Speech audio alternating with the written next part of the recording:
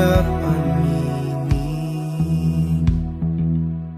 di na alam ang gagawin, kung babalik pa ba sa atin.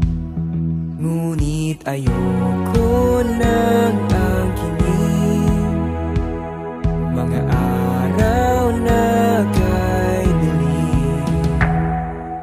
Oras na para iwanan mga alaala ng nakaraan. Oras na para iwasan mga nakasanayan.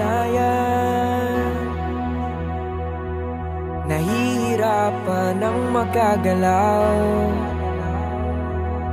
Oras na para bumitaw, pangalawang bitaw.